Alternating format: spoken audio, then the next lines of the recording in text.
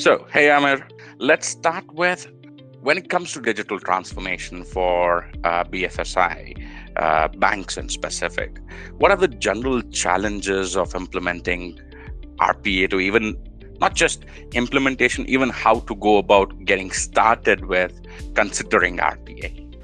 It's a good question, Andy. And when I think about it, there are two things that essentially comes to my mind, right? So number one is about process complexity, right? So I think in the banks, one of the things that we have to understand, especially in the banks, not just the consumer side, but if you start looking at the investment banking, wealth management side, you have to understand that the processes that are actually getting seen and done by people are essentially the fallout of a straight-through processing. So in essence, when you say a large number of people working, a lot of people get excited, oh, there's a lot of opportunity for RPA, right? But if you really ask yourself, those will be very fragmented sets of teams that are actually working on various different things, which are happening because the straight-through processing is not happening. Because there are millions of trades happening, right? If you think about it, even 1% of that trade or 0.5% of that trade falling through is a massive number. But when the people are working on it, they are working on exceptions. So when we start thinking about it and start going and approaching it as a uniform thing to deploy RPA, it does not always work. So we've got to understand the process complexity. This is the number one thing that we got to think about, right? Before just going in with an RPA solution. The second component is with banks. If you think about it, is the technology, the stack, right? Because the organizations like banks are usually more than 50 to 100 plus years old, they have grown over time by acquiring different organizations. Now, this makes the architecture really complex and sometimes a convoluted one.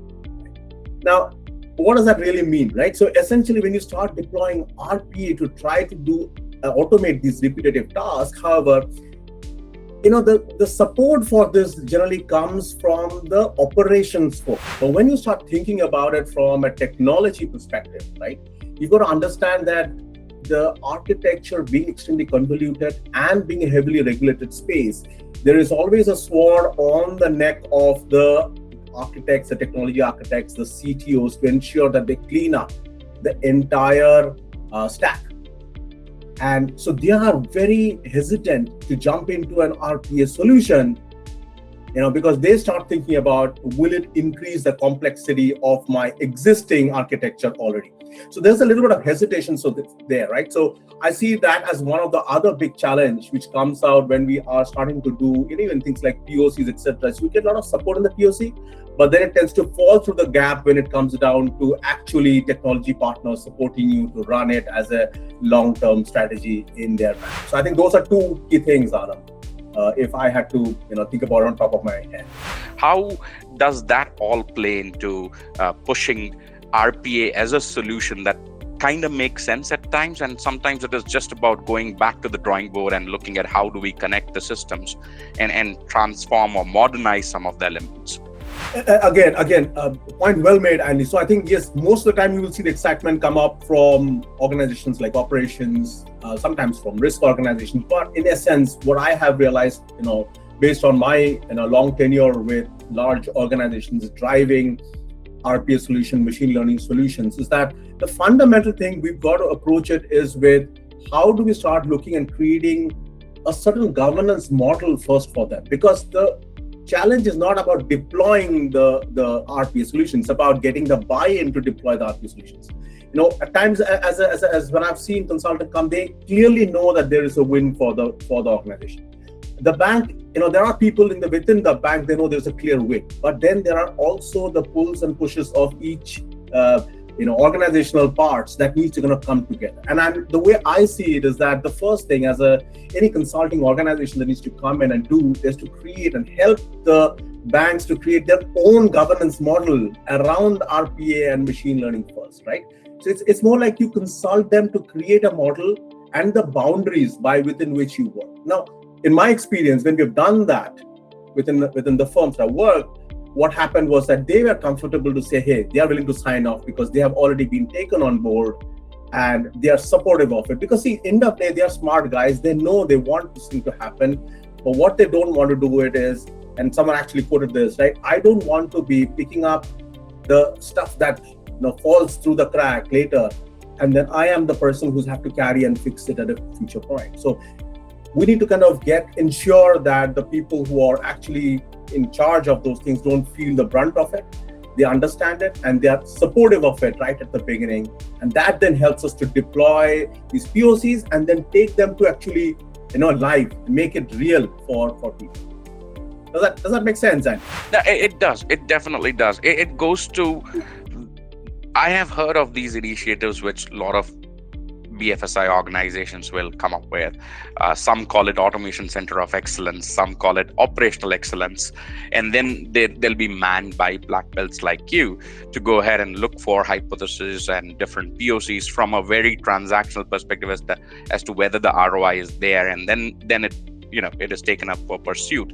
But in all sense, if we have to elaborate on setting up a governance model per se, all right, what would be the 101 step-by-step arrangement to go about it, right? How do you, as a banker, right, as someone who has been in the crux of it, go about that journey in a step-by-step manner?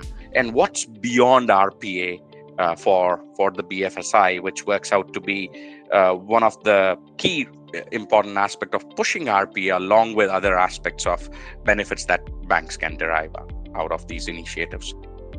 Yeah. So and if I think about it, right? So I think the way I've seen it really work well, is when you don't go in with already a solution in mind. I will deploy RPA. So my outlook has always been, look at it from, it's a playbook is to kind of do the diagnostics first and then come back with the design solutions and whatever else that you want to do. But without that, you're just going in and saying, I've got this, I will do this, deploy this, right? It has worked in X bank, so I'm going to deploy it here. But that is not really true, because like I said, the background may be completely different. The playground that you're playing is completely different, so you may not be able to deploy it, right?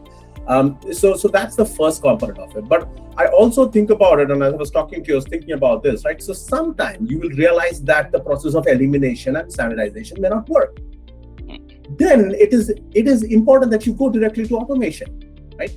I'll give you a simple example. In one of the banks that I was working, there was this standard, settlements instructions that would come in, right, from different various parties.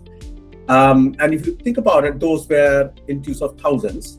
But when we went and looked at it, we had about 1,000 different formats. Now, the moment we thought about, okay, why can't we standardize it? Right? That's the easiest thing to do. But then as we kind of looked through it and said, hey, you can't standardize it because it is being maintained by thousands of other partners and banks that needs to send it in. So, which means that standardization doesn't work. You can't go and standardize something in another institution, right? Which then said, okay, we can't standardize this. Now we've got to move towards something that actually works. Now, when we started doing this, we started realizing machine learning is the perfect place, right? Because now we could look at different various formats. You don't have to go through the elimination standardization. You go in directly to an automation, you extract the information that you need, and you process it faster, right? The other element of it is to also start looking around slightly broadly, right? To look at what is the platform currently capable of? What are some of the services that already exists, like on demand, that you can leverage and plug in, right? And then look at automation as part of the entire suite. So that way what happens, you're not underutilizing one and trying to compensate it with an automation or an RPA, but you're really saying, okay, what can the platform do?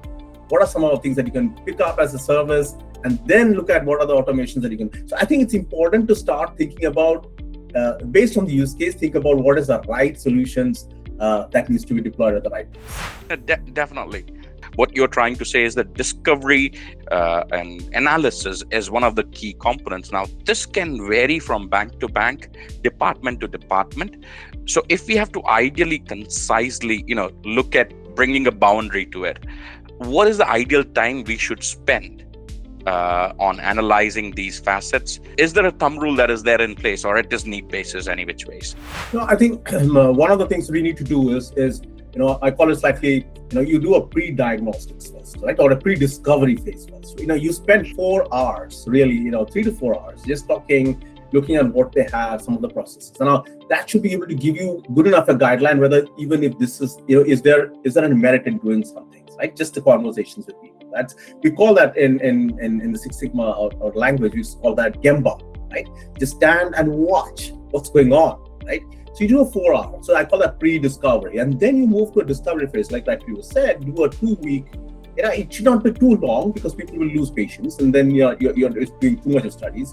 What you really want to be able to do is do the mining of the data. You want to move to the logs. You want to look at the process architectures at a level. So between that 2 weeks is then you start coming out with saying what are your quick hits that you can do, what are your long-term solutions that you need to design, and that could be RP, etc. You're absolutely right. So I think around the 2 weeks is a good timeline for anyone to do. If you do it in a structured manner, you know exactly what you're going after. You map out the processes, you do the data mining for stuff that is already available, you can pick that up, run the analysis. I think 2 weeks is a fantastic timeline to kind of do that kind of a strategy. So I'm with you on that approach, and it definitely works out for the consultants even, because we now have more opportunity to prove and align to.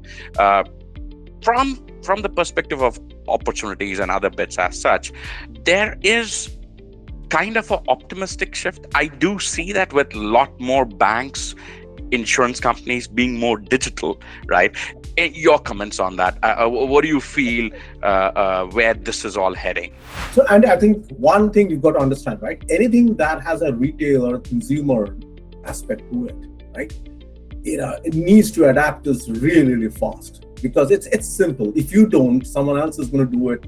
They're going to reach out to the customers faster. So I think the large organizations really need to scale up. They need to really think about it.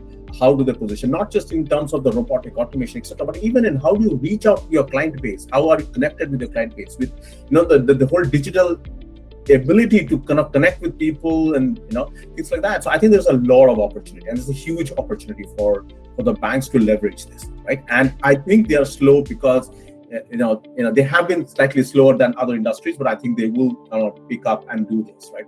I think we need to, as consultants, we need to understand which part of the banks we want to really serve, right? Do we want to go all the way upstream to a finance organization or to a risk organization and serve and try to do RPA and machine learning? Or do we really want to do the ones that are absolutely necessary for them?